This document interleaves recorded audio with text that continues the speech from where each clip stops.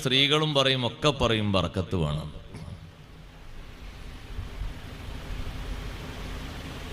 ആണുങ്ങൾ ആണുങ്ങളുടെ വകയായിട്ടും പെണ്ണുങ്ങൾ അവരെ വകയായിട്ടും ദീനീ ഖിദ്മത്തിൽ നേതൃത്വം നൽകണം, സജീവതയുള്ളവരാകണം. അള്ളാഹുവിൻ്റെ ദീനീ രംഗത്ത് നമ്മുടെ വീടും കുടുംബവും സജീവമാണെങ്കിൽ ബറക്കത്ത് അല്ലാഹു തആല തരും. മുൻഗാമികൾക്ക് അല്ലാഹു തആല ബറക്കത്ത് നൽകിയത് അങ്ങനെയല്ലേ? നമ്മേക്കാൾ അധികം സന്താനങ്ങൾ, നമ്മുടെ അത്ര ജീവിക്കാനുള്ള സൗകര്യങ്ങൾ ഇല്ല, ഇഷ്ടം പോലെ ബാധ്യതകൾ, അതൊക്കെ പൂർത്തീകരിച്ച് ഭംഗിയായി നിർവഹിച്ചാണ് ഈ ദുനിയാവിൽ നിന്ന് അവർ വിട വാങ്ങിയത്. അവരെക്കാൾ എത്രയോ സൗകര്യങ്ങൾ ഉള്ളവരാണ് നാം എല്ലാവരും.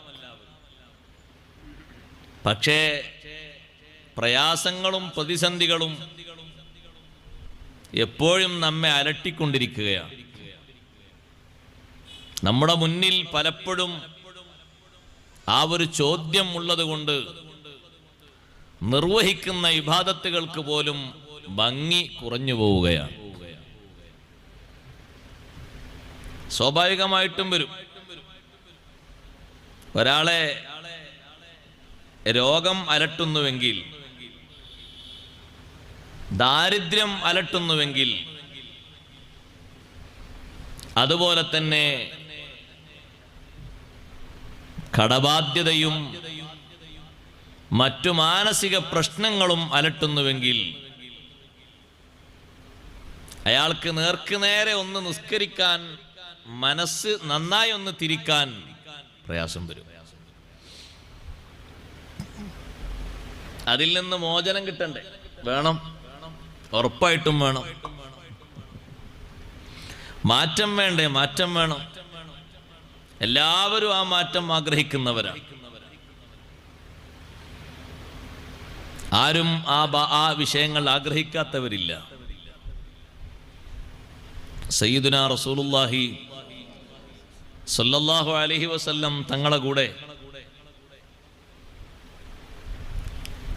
ഉഹദിന്റെ രണഭൂമിയിൽ പങ്കെടുത്ത് ഷഹീദായ മഹാനാണ് ജാബിർ റളിയല്ലാഹു അൻഹുവിന്റെ ഉപ്പ അബ്ദുല്ലാഹി റളിയല്ലാഹു അൻഹു. ഞാൻ ഈ പറയുന്ന സംഭവം ഇമാം ബുഖാരി റളിയല്ലാഹു അൻഹു സ്വഹീഹുൽ ബുഖാരിയിൽ നിരവധി തവണ കൊണ്ടുവന്നിട്ടുണ്ട് ഈ സംഭവം. പക്ഷേ ഒരു സ്ഥലത്ത് മഹാനവറുകൾ അതിന് മേൽവിലാസം നൽകിയത്, ഹെഡിങ് നൽകിയത്, അള്ളാഹുവിന്റെ ദീനിന് വേണ്ടി സജീവമായി പ്രവർത്തിച്ചാൽ എല്ലാ വിഷമവും മാറുന്ന. അവിടെയും ഈ ഹദീസ് കൊണ്ടുവന്നിട്ടുണ്ട്. അത് ആത്മാർത്ഥമായി വിശ്വസിക്കാൻ കഴിയണം ആദ്യമായിട്ട്, എന്നിട്ട് പ്രവർത്തിക്കണം. അത് അന്നത്തെ കാലത്തല്ലേ, അത് അവർക്ക് പ്രത്യേകമായിട്ടല്ലേ. എന്നാ പിന്നെ നീ അങ്ങനെ ഇരുന്നോ, വേറെ ഏതെങ്കിലുമൊക്കെ വഹി വരും എന്ന് കരുതിയിട്ട്. ദീനീ രംഗത്ത് പ്രവർത്തിച്ചത് കൊണ്ടാണ് ഈ ക്ലേശതകൾ, ഈ വിഷമങ്ങളൊക്കെ മാറിയത് എന്ന് ഇമാം ബുഖാരി റളിയല്ലാഹു അൻഹു ഈ സംഭവത്തിന് തലക്കെട്ടിടുകയാണ്. വലിയ പ്രതിസന്ധിയാണ് ഉണ്ടായത്, ചെറുതല്ല. അബ്ദുല്ലാഹി റളിയല്ലാഹു അൻഹു തൻ്റെ മകനെ വിളിച്ച്, ജാബിർ റളിയല്ലാഹുവിനെ വിളിച്ചിട്ട് പറയുന്നു, മോനെ, നാളെ ഞാൻ നബി സല്ലല്ലാഹു അലൈഹി വസല്ലമ തങ്ങളോടൊപ്പം ഉഹദിലേക്ക് പോവുകയാണ്. ഞാൻ അവിടെ ഷഹീദാകും എന്നാണ് ഞാൻ എന്നെപ്പറ്റി മനസ്സിലാക്കുന്നത്. എല്ലാം നീ ഏറ്റെടുത്ത് ഭംഗിയായി നിർവഹിക്കണം. എന്തെല്ലാം ഉണ്ടെന്നറിയോ? പെൺമക്കൾ ധാരാളമുണ്ട്, ഒക്കെ ചെറിയ ചെറിയ ചെറിയ ചെറിയ ചെറിയ മക്കളാണ്. ജാബിർ റളിയല്ലാഹുവിന് പെങ്ങന്മാരായിട്ട് 9 എണ്ണുണ്ട്. ഇന്ന് വലിച്ചേ, വലിച്ചേ അല്ലേ? നമ്മളെ നാട്ടിൽ ഇങ്ങനെ ഒരു എണ്ണം കേട്ടാൽ തന്നെ നമ്മൾ വലിക്കൂലേ? അല്ലോ, അത്രക്ക് ഉണ്ടാ? എങ്ങനെ ആയിരുന്നു ജീവിച്ചത്? 9 എണ്ണം, 9 പെൺമക്കൾ അബ്ദുല്ലാഹി റളിയല്ലാഹു അൻഹുവിന്, ജാബിർ റളിയല്ലാഹുവിന്റെ സഹോദരിമാർ.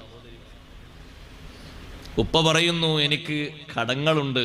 ഷഹീദാകാൻ പോകുന്ന ഉപ്പയെ പറയുന്ന കടങ്ങളുണ്ട്, നീ അത് വീട്ടണം. നാളെ ഇനി കൂടുതൽ ടൈമില്ല, നാളെ ഞാൻ പോവാ, ഷഹീദാകുന്നാണ് ഉപ്പ മനസ്സിലാക്കുന്നത്. കടങ്ങൾ നീ വീട്ടണം മോനെ. ഉപ്പതൊക്കെ പറഞ്ഞു. പിറ്റേന്ന് ഉപ്പ പോയി ഷഹീദായി. അള്ളാഹുവിന്റെ മാർഗത്തിൽ ഉപ്പ ഷഹീദായി. ഉപ്പയെ ഖബറിലേക്ക് വെച്ചു. നേരെ പിറ്റേന്ന് വന്നു കടക്കാര് വീട്ടിന്റെ മുറ്റത്ത്. അങ്ങനെ ഉണ്ടാവും. ഷെയർ ബിസിനസ്സിൽ പൊട്ടിയിട്ടുള്ള കട അല്ലത്. പൈസക്ക് പകരം പൈസ ലാഭം വാങ്ങിയിട്ട് പൊട്ടിയിട്ടുള്ള കട അല്ല. ശരിയായ നിലക്ക് ഈ കുടുംബം പോറ്റാനും മറ്റുമൊക്കെ ദീനിന് ഖിദ്മത്തെടുക്കുന്ന ആ ബാപ്പ ആവശ്യമായിട്ട് വന്നപ്പോ വാങ്ങിയ കടം. ഇന്നലെ ഷഹീദായ ഉപ്പാന്റെ കടം ചോദിച്ച് ഇന്ന് ആള് വന്നിരിക്കുകയാണ്. ഒന്നും രണ്ടും ആളുകളല്ല, ഒരുപാട് ആളുകളുണ്ട്. ജാബിർ റളിയല്ലാഹു അൻഹു വല്ലാത്ത വിഷമത്തിലായി. പടച്ചോനെ, ഇവർക്കെല്ലാം കടങ്ങൾ വീട്ടാൻ എൻ്റെ കയ്യിൽ എന്താണുള്ളത്? വേഗം മഹാനവർകൾ പാഞ്ഞു ഇലാ ഹദ്റത്തി റസൂലില്ലാഹ് സ്വല്ലല്ലാഹു അലൈഹി വസല്ലം തങ്ങളെ ഹദ്റത്തിലേക്ക് ഓടിപ്പോയി. കടക്കാര് വന്നിരിക്കുന്നു നബിയേ, ഉപ്പയുടെ കടബാധ്യത വീട്ടാൻ ആവശ്യപ്പെട്ടുകൊണ്ട് വന്നിരിക്കുന്നു. അഷ്റഫുൽ ഖൽഖ് സ്വല്ലല്ലാഹു അലൈഹി വസല്ലം പറഞ്ഞു, ജാബിറേ, ഉപ്പ ഷഹീദായതാണ്, അല്പം ഒന്ന് കുറച്ചു തരാൻ അവരോട് പറയണം. ഷഹീദായ ഉപ്പാക്ക് എത്ര ബഹുമാനമുണ്ട്! ഷഹീദായ ഉപ്പക്ക് വലിയ ബഹുമാനമില്ലേ? വലിയ ബഹുമാനമുണ്ട്. അള്ളാഹുവിന്റെ മാർഗത്തിൽ ഒരൊറ്റ തുള്ളി രക്തം ഭൂമിയിലുറ്റുമ്പോഴേക്ക് യഗ്ഫിറു ലിശ്ശഹീദ്, ഷഹീദിന് അള്ളാഹു മാപ്പ് ചെയ്തു കൊടുക്കും. എല്ലാ ദോഷങ്ങളും അള്ളാഹു മാപ്പാക്കി കൊടുക്കും. ആ ഷഹീദിന് പാരത്രിക ലോകത്ത് ശഫാഅത്തിനുള്ള അധികാരം അള്ളാഹു നൽകും. ആ ഷഹീദിന് പാരത്രിക ലോകത്ത് ഹിസാബ് ചെയ്തുകൊണ്ട് ഏട് മറിച്ച് വിചാരണ ചെയ്യപ്പെടുന്ന ഒരു അവസരം ഇല്ല. ശുഹദാക്കളല്ലേ ഹിസാബില്ലാതെ മലക്കുകൾ കൂട്ടിക്കൊണ്ടുപോകുന്ന ഈ ഉമ്മത്തിലെ ശ്രേഷ്ഠ വിഭാഗം.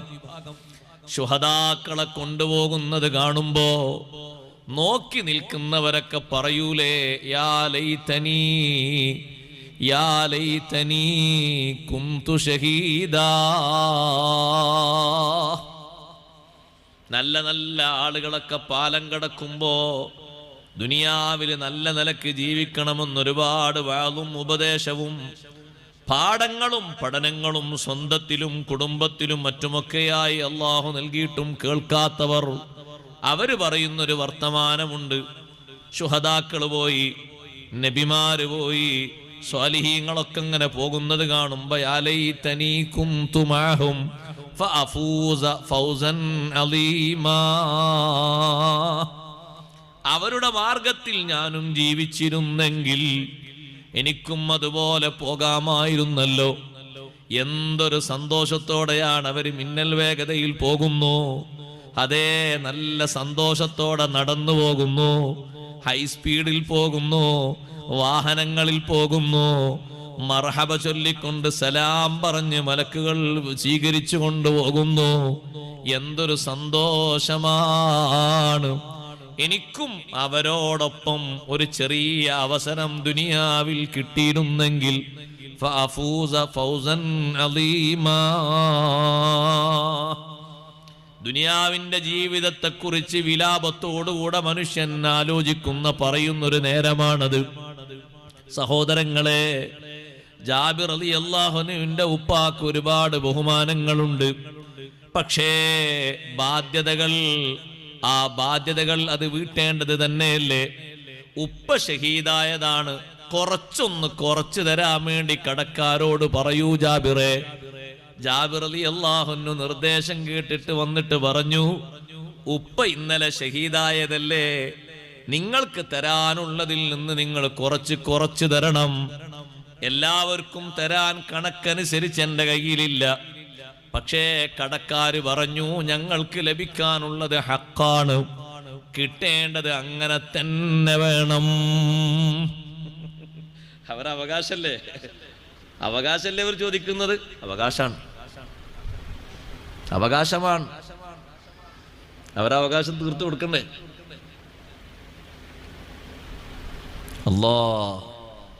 ഹക്കുകളോടുകൂടെ അല്ലാഹു തആല നമ്മെ ആരെയും മൂത്താക്കാതിരിക്കട്ടെ. എല്ലാ ഹക്കുകളും കഴിവനുസരിച്ച് വീട്ടാനുള്ള വകുപ്പുകൾ വെക്കാനും അല്ലാഹു തൗഫീഖ് നൽകട്ടെ. സഹോദരങ്ങളെ ഏറ്റെടുക്കാനും മറ്റുള്ളവർ ഏറ്റെന്നൊക്കെ പറയാൻ സുഖാണ്. പക്ഷെ ആ സംഗതി അങ്ങ് വീട്ടിയെങ്കിലേ കിടക്കുന്നിടത്തൊരു റാഹത്ത് കിട്ടുള്ളൂ. മരിച്ചു പോകാനും ഖബറിലെത്താനൊന്നും ഒരു പണിയുമില്ല.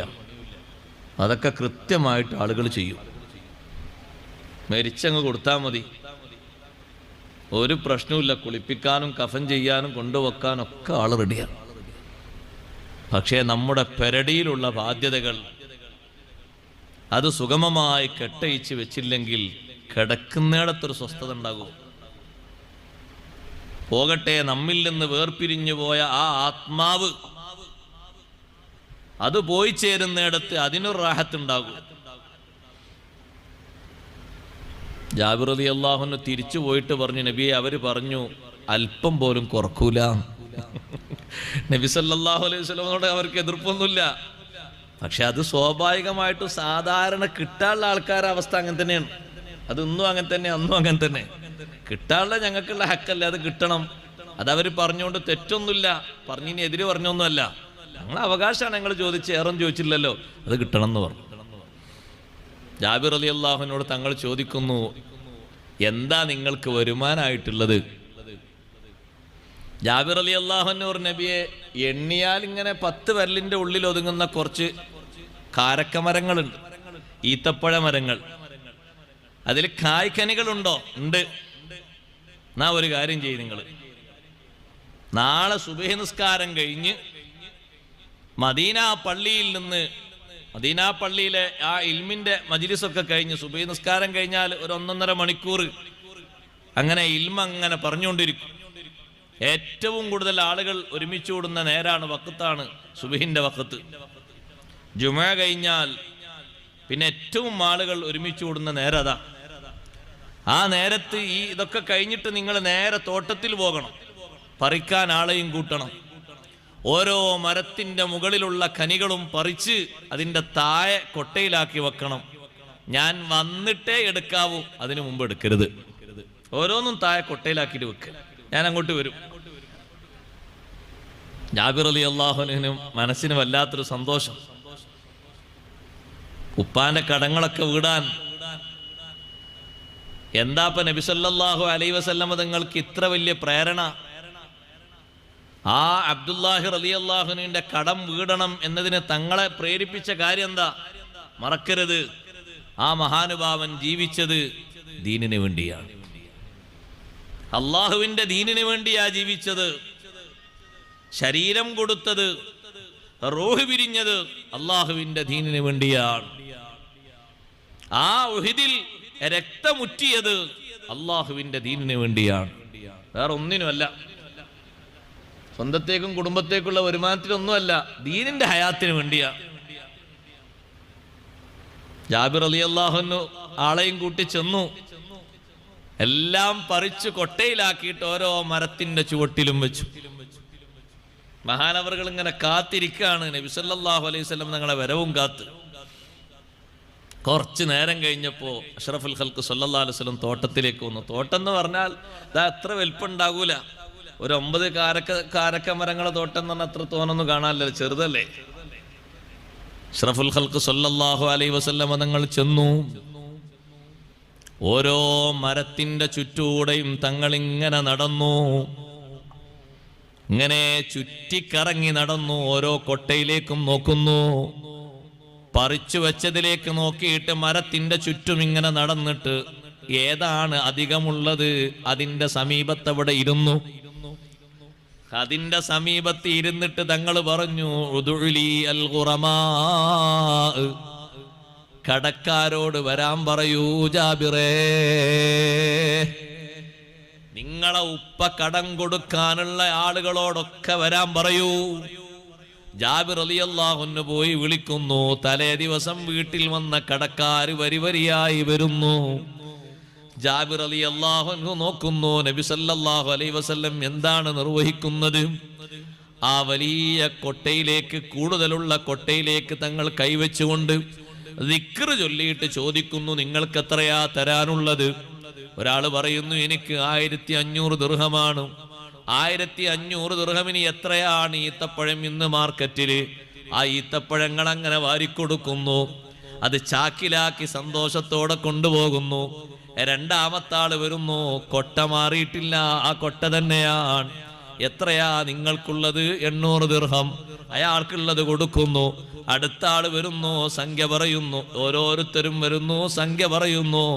അതിനനുസരിച്ചുള്ളത് അങ്ങ് വാരിക്കൊടുക്കുന്നു. എല്ലാവരും ചാക്കിലാക്കി പോയി.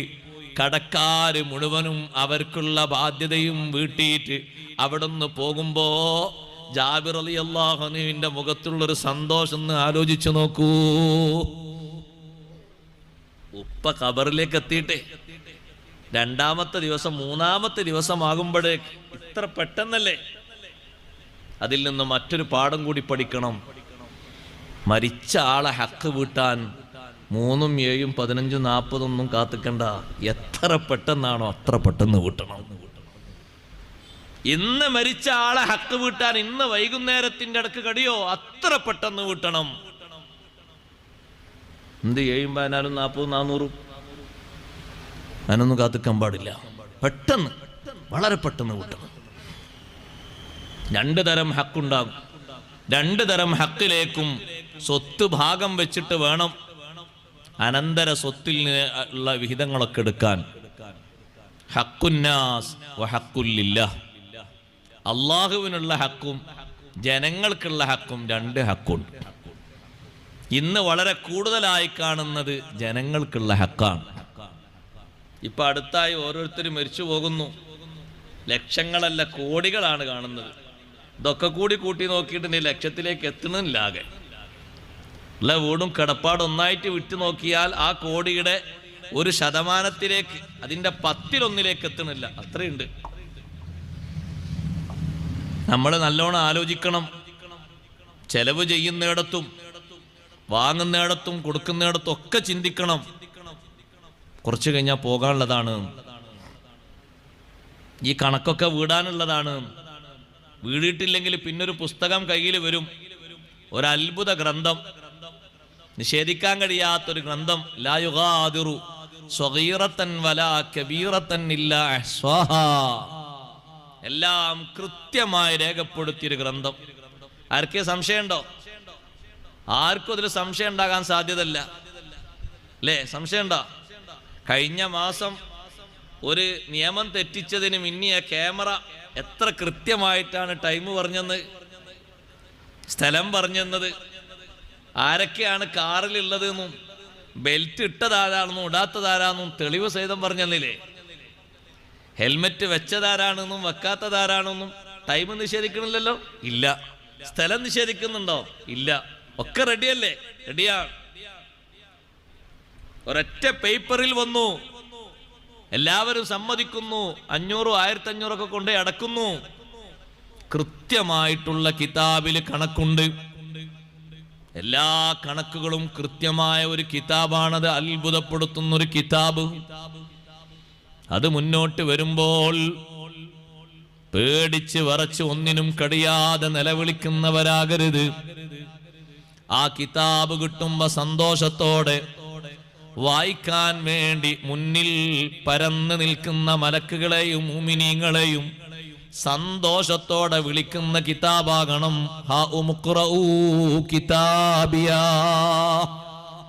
വരൂ, എന്റെ കിതാബ് വായിച്ചോളൂ, എന്റെ ഏട് വായിച്ചോളൂ, എന്റെ ഏട് വായിച്ചോളൂ. മലക്കുകളോട് പറയുന്നു, സാക്ഷികളോട് പറയുന്നു, എല്ലാവരോടും പറയുന്നു. ഇന്നീ ളനന്തു അന്നീ മുലാഖിൻ ഹിസാബിയാ. ഇതുപോലെ ഒരു വിചാരണ വരുമെന്ന് നല്ലവണ്ണം ബോധ്യത്തോടെ ശ്രദ്ധയോടെ ജീവിച്ച ആളാണ് ഞാൻ. ഉറപ്പിച്ച് ജീവിച്ച ആളാണ്. അതുകൊണ്ട് എനിക്ക് പ്രശ്നങ്ങളില്ല. ആർക്ക് വേണമെങ്കിലും വായിക്കാം. എന്റെ കിതാബ് വായിക്കുന്നതിന് ഞാൻ ആരെയും തടയുന്നില്ല. വായിക്കപ്പെടാൻ പറ്റാത്ത കിതാബ് കിട്ടുന്ന ആള് പറയുന്നത്, യാ ലൈതനീ ലം ഊത കിതാബിയാ. ഇങ്ങനെ ഒരു രേഖയും ഒരു കൈപ്പുസ്തകവും കിട്ടിയിട്ടില്ലെങ്കിൽ എത്ര നന്നായിരുന്നു, എത്ര പെട്ടെന്ന് രക്ഷപ്പെടാമായിരുന്നു. കുടുങ്ങിയല്ലോ. ഇനി ഈ രേഖയിലുള്ളത് മുഴുവനും ചർച്ചാ സർവണം നടത്തിയിട്ട് വേണ്ട കാര്യങ്ങൾ എങ്ങനെയാണെന്ന് തീരുമാനിക്കാതെ എനിക്ക് മുന്നോട്ട് പോകാൻ കഴിയില്ലല്ലോ. വലം അതിരിമാ ഹിസാബിയാ യാ ലൈതഹാ കാനത്തിൽ ഖാദിയാ. എനിക്ക് വരുന്ന ചോദ്യങ്ങൾ, വിചാരണകൾ എന്തൊക്കെയാണെന്ന് എനിക്കറിയില്ല. ഒരുപാട് ചോദ്യങ്ങൾ ഇതിന്റെ പിന്നിൽ വരാനുണ്ട്. അവസാനം തീർപ്പ് കൽപ്പിക്കാൻ പോകുന്നത് ഞാൻ എങ്ങോട്ടാണെന്ന് തന്നെ എനിക്ക് ബോധ്യമാകുന്നില്ല. ബേജാറിലാണ്. അങ്ങനെയുള്ളൊരു കൈപ്പുസ്തകമാകരുത് നമുക്ക് ലഭിക്കുന്നത്. ലഭിക്കുന്ന കൈപ്പുസ്തകം കിതാബ്. ആ കിതാബ് കറക്റ്റായി വായിക്കാൻ പറയും. ഇഖ്റ കിതാബക്, നിന്റെ കിതാബ് നീ വായിക്കണം. ഇഖ്റ കിതാബക് കഫാ ബിനഫ്സികൽ യൗമ അലൈക ഹസീബാ. എത്ര പ്രായമുള്ള ആളാണെങ്കിലും, പ്രായം കുറഞ്ഞ ആളാണെങ്കിലും, രോഗമായിട്ട് മരിച്ച ആളാണെങ്കിലും, ഓർമ്മശക്തി ഇല്ലാതെ മരിച്ച ആളാണെങ്കിലും, ബുദ്ധിക്കൊന്നും ഒരു കുറവൊക്കെ ഉണ്ടായിട്ട് ഒന്നൊരു കഥ ഇല്ലാതെ മരിച്ച ആളാണെങ്കിലും നമ്മുടെ കിതാബൊക്കെ നമ്മൾ എഴുതുന്നൊരു സന്ദർഭമുണ്ട്, ഒരു സമയമുണ്ട്. ഈ ആയത്തിന്റെ തഫ്സീർ സയ്യിദുനാ റസൂലുള്ളാഹി സ്വല്ലല്ലാഹു അലൈഹി വസല്ലം തങ്ങളോട് ചോദിച്ച മഹാൻ അബ്ദുല്ലാഹി ബിൻ മസ്ഊദ് റളിയല്ലാഹു അൻഹു ആണ്. ഏതായത്ത്? ഇഖ്റ കിതാബക് കഫാ ബിനഫ്സികൽ യൗമ അലൈക ഹസീബാ. എന്താ നബിയെ നിന്റെ കിതാബ് നീ വായിക്കൂ എന്ന് പറഞ്ഞ കിതാബ് ഏതാണ്? ഇബ്നു മസ്ഊദ് റളിയല്ലാഹു അൻഹു പറഞ്ഞു, നിങ്ങളാണ് ആദ്യമായിട്ട് ഈ വിഷയം എന്നോട് ചോദിക്കുന്നത്, ഞാനത് പറയാം. ഈ കിതാബ് നിന്റെ കിതാബ് എന്ന് പറഞ്ഞാൽ നീ എഴുതിയത് എന്ന അർത്ഥത്തിലാണോ? അതെ, ഞാനും നിങ്ങളും ഒരു കിതാബ് എഴുതുന്നുണ്ട്. കറക്റ്റ് വിവരങ്ങൾ എഴുതും. എത്ര വർഷത്തതായിരുന്നത്? പ്രായപൂർത്തിയായതിനു ശേഷം മരിക്കും വരെ എത്രയാ വർഷം? 40, 60, 35, 15 ശേഷം ഇങ്ങോട്ട് കുട്ടിക്കോ. പ്രായപൂർത്തി മുതൽക്കുള്ളത് ആണും പെണ്ണും അവരൊക്കെ എഴുതും. ഖബറിലേക്ക് വെച്ച ഉടനെ അഷ്റഫുൽ ഖൽഖ് സ്വല്ലല്ലാഹു അലൈഹി വസല്ലം നിങ്ങൾ പറഞ്ഞു, ഖബറിലേക്ക് വെച്ച ഉടനെ മുൻകർ നക്കീർ അലൈഹിമസ്സലാത്തു വസ്സലാം വരുന്നതിന്റെ മുമ്പ് ആ ഖബറിലേക്ക്, നമ്മുടെ ഖബറിലേക്ക്, ഓരോരുത്തരുടെയും ഖബറിലേക്ക് ഒരു മലക്ക് വരും.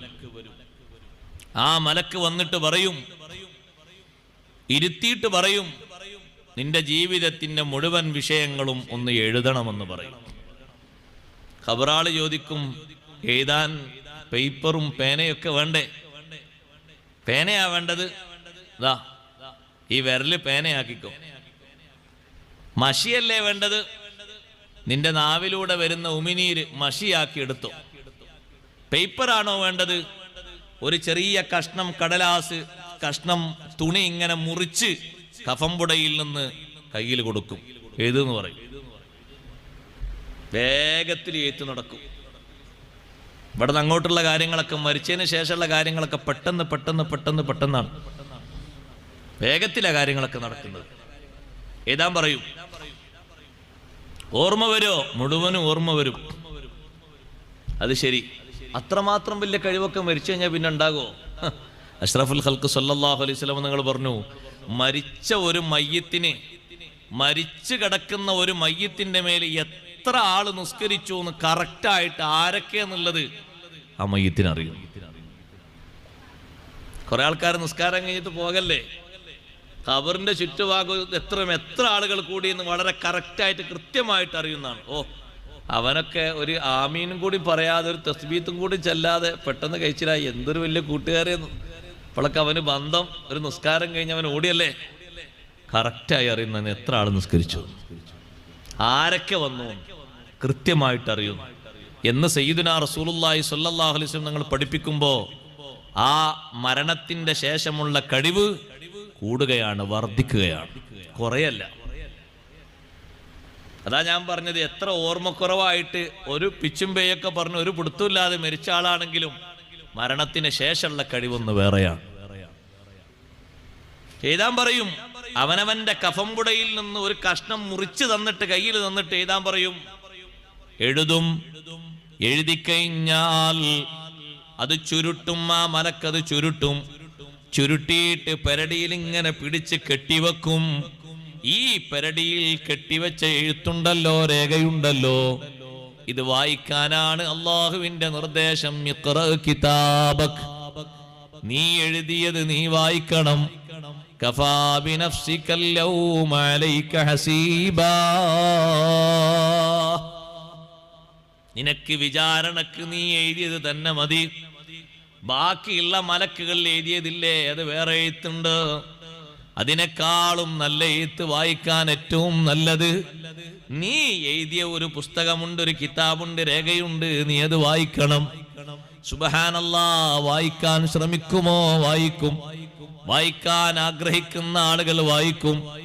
വായിക്കാൻ ബേജാറാകുന്ന ആളുകൾ വെപ്രാളത്തോടെ പലതും വിളിച്ചു പറയും. സഹോദരങ്ങളെ, എല്ലാവർക്കും അങ്ങനെ ഒരു രേഖയും ഒരു എഴുത്തും കെട്ടിത്തരും. അതേ സമയത്ത് വിചാരണയ്ക്ക് വിധേയമാക്കപ്പെടാത്ത ആളുകൾ, അവര് വായിക്കേണ്ടതില്ല, വായിക്കാൻ നിൽക്കേണ്ടതില്ല. നേരത്തെ തന്നെ ഒരു പാലം കടന്നു പോകും. ബാധ്യതകൾ ബാക്കി വെക്കുമ്പോൾ നല്ലോണം ശ്രദ്ധിക്കണം. ജാബിർ റളിയല്ലാഹു അൻഹുവിന്റെ ഉപ്പയുടെ കടം മുഴുവനായിട്ടും ഒരു കൊട്ടയിൽ നിന്ന് സയ്യിദുനാ റസൂലുള്ളാഹി സ്വല്ലല്ലാഹു അലൈഹി വസല്ലം കടക്കാരുടെ കണക്ക് നോക്കിയിട്ട് എടുത്ത് ഓരോരുത്തർക്കും കൊടുത്ത് കടബാധ്യതകൾ മുഴുവനും വീടിയപ്പോ ജാബിർ റളിയല്ലാഹു അൻഹു പറയുന്നു, ഞാൻ ആ പാത്രത്തിലേക്ക്, കൊട്ടയിലേക്ക് നോക്കി. നേരത്തെ എത്രയാണോ പറിച്ചു വെച്ചത് അത് തന്നെ കൊട്ടയിലുണ്ട്, അല്പം പോലും കുറഞ്ഞിട്ടില്ല. ആ കൊട്ടയിൽ അങ്ങനെ തന്നെ കാണുന്നുണ്ട്. എന്റെ മുഖത്ത് വല്ലാത്ത സന്തോഷം. പറിച്ചു വെച്ച കാരക്കകളിൽ നിന്നൊരെണ്ണം പോലും കുറഞ്ഞിട്ടില്ല. കടബാധ്യതകളൊക്കെ വീടുകയും ചെയ്തു. ജാബിർ റളിയല്ലാഹു അൻഹു സന്തോഷം കൊണ്ട് പറഞ്ഞു, നബിയേ, ഞാൻ ഈ കണ്ട സംഭവം, ഈ വലിയ മുഅ്ജിസത്ത്, അത്ഭുതം, ഞാൻ പോയിട്ട് അബൂബക്കർ, ഉമർ റളിയല്ലാഹു അൻഹുമയോട് പോയി പറയട്ടെയോ? നിങ്ങൾ അവരോട് പോയി പറയൂ. നബി സല്ലല്ലാഹു അലൈഹി വസല്ലം അനുവാദം കൊടുത്തു. ജാബിർ റളിയല്ലാഹു അൻഹു പറയുന്നു, ഞാൻ ആദ്യം ചെന്നു അബൂബക്കർ റളിയല്ലാഹുവിന്റെ അടുത്തേക്ക്. എനിക്കുണ്ടായ ഈ സന്തോഷം, ഉപ്പയുടെ ഈ ഭാരിച്ച ബാധ്യത, അതെല്ലാം ഒരു കൊട്ടയിൽ നിന്ന് നബി സല്ലല്ലാഹു അലൈഹി വസല്ലം കടക്കാർക്ക് എടുത്തു കൊടുത്ത് പൂർണ്ണമായും വീട്ടുകയും നേരത്തെ പറിച്ചു വച്ച കായ്ക്കനികൾ അങ്ങനെ തന്നെ മിച്ചം വരികയും ബാക്കിയുള്ള മരത്തിന്റെ ചുവട്ടിലുള്ളതൊക്കെ അവിടെയുണ്ട്, അനങ്ങിയിട്ടില്ല. അതെല്ലാം എനിക്ക് വലിയ ബറക്കത്തായി, മിച്ചമായി, ഭാഗ്യം കിട്ടിയത്, ബാക്കി ലഭിച്ചത്. സിദ്ദീഖ് റളിയല്ലാഹു അൻഹുവോട് ഞാൻ പറഞ്ഞപ്പോ മഹാനവറുകൾ പറഞ്ഞു, അല്ലാഹു നിനക്ക് വലിയ ബറക്കത്താ നൽകിയത്, വലിയ ഭാഗ്യമാണ് തന്നത്. അവിടുന്ന് സന്തോഷം പറഞ്ഞ ശേഷം പിന്നെ ഉമർ റളിയല്ലാഹുവിന്റെ അടുത്തേക്ക് ചെന്നു. ഉമർ റളിയല്ലാഹു അൻഹു പറഞ്ഞു, എനിക്കത് നേരത്തെ മനസ്സിലായിട്ടുണ്ട്. നിങ്ങൾക്ക് എപ്പോ മനസ്സിലായി? നിങ്ങളെ തോട്ടത്തിൽ നബി സല്ലല്ലാഹു അലൈഹി വസല്ലം ഇങ്ങനെ കറങ്ങുന്നത് ഞാൻ കണ്ടു. അത് ഞാൻ കണ്ടു. ഞാനത് കണ്ടിട്ടാണ് വീട്ടിലേക്ക് പോകുന്നത്. അപ്പൊ എന്റെ കൂടെയുള്ള ആളോട് ഞാൻ പറഞ്ഞു, ഇന്ന് ജാബിർ റളിയല്ലാഹു അൻഹുവിന് ഭാഗ്യത്തിന്റെ ദിവസമാണ് എന്ന് പറഞ്ഞു. ഇന്ന് മഹാഭാഗ്യ കിട്ടുക. ഇങ്ങനെ നടക്കുന്നത് കണ്ടപ്പോഴേക്കന്നെ എനിക്ക് മനസ്സിലായി, നിങ്ങൾക്ക് ഇന്ന് കിട്ടുന്നതൊക്കെ ഭാഗ്യമായിരിക്കും. ഈ ബറക്കത്ത് കണ്ടില്ലേ നിങ്ങൾ? ബാധ്യതകളൊക്കെ വീടിയിട്ടും മിച്ചം കണ്ടോ? എത്രയുണ്ട് ബാക്കി? ഇഷ്ടം പോലെ ബാക്കിയുണ്ട്. കുടുംബത്തിനെ സന്തോഷത്തോടുകൂടെ പോറ്റാനുള്ള ധനം അവിടെ ബാക്കിയായി. ഇതിങ്ങനെ കൊടുക്കാൻ അള്ളാഹു വർദ്ധിപ്പിച്ചതും ബാക്കി വെച്ചതിന്റെയും ഒക്കെ പ്രധാനപ്പെട്ട കാരണം ഉപ്പ അബ്ദുല്ലാഹി റളിയല്ലാഹു അൻഹു അള്ളാഹുവിന്റെ ദീനിന്റെ ഖിദ്മത്തിൽ സജീവമായി പ്രവർത്തിച്ചതുകൊണ്ട് കിട്ടിയ ബറക്കത്താണ്. അതാണ് ഇമാം ബുഖാരി റളിയല്ലാഹു അൻഹു അധ്യായം ഇട്ടിരിക്കുന്നത്. നമ്മൾ അവിടെ മനസ്സിലാക്കേണ്ടത്, പ്രാരാബ്ദങ്ങളിൽ ജീവിച്ച ആളുകൾക്കൊക്കെ അങ്ങനെയാണ് അല്ലാഹു തആല പരിഹാരം കൊടുത്തത്. ഇഷ്ടം പോലെ കൊടുത്തു. ദീനിന് വേണ്ടി സജീവമായി പ്രവർത്തിച്ചപ്പോൾ അല്ലാഹു തആല അവർക്ക് ബറക്കത്ത് അങ്ങനെ ചൊരിഞ്ഞു കൊടുത്തു. ആദ്യഘട്ടങ്ങളിൽ പഠിക്കാൻ പോലും ഒരു ദീനാർ, ഒരു ദിർഹമു പോലും ഇല്ലാതെ കഷ്ടപ്പെട്ടിരുന്ന മഹാനാണ് ഇമാമുന ഷാഫിഈ റളിയല്ലാഹു തആല. വരിസംഖ്യ കൊടുക്കാനില്ലായിരുന്നു. വരിസംഖ്യ എല്ലാവരും കൊടുക്കണം കേട്ടോ. വരിസംഖ്യ കൊടുക്കാനില്ലായിരുന്നു ഉസ്താദിന്. പഠിപ്പിക്കുന്ന ഉസ്താദിന് എന്തെങ്കിലുമൊക്കെ ഒരു വരിസംഖ്യ കൊടുക്കണ്ടേ? കുറച്ചല്ലേ ഉണ്ടാവുള്ളൂ. അത് കൊടുക്കാനില്ലായിരുന്നു ഉമ്മാന്റെ പക്കല്. ഉപ്പ ചെറുപ്പത്തിലേ വഫാത്തായിപ്പോയി, ഉമ്മയല്ലേ വളർത്തുന്നത്. പക്ഷേ ആ ഉമ്മ അക്ഷീണം യത്നിച്ച് മകനെ പഠിപ്പിച്ച് അള്ളാഹുവിന്റെ ദീനിന്റെ ഖിദ്മത്തിൽ ഉമ്മ സജീവമായി പ്രവർത്തിച്ചപ്പോ അള്ളാഹു സുബ്ഹാനഹു വ തആല കൊടുത്ത ബറക്കത്തിന് കയ്യും കണക്കൂല്ല.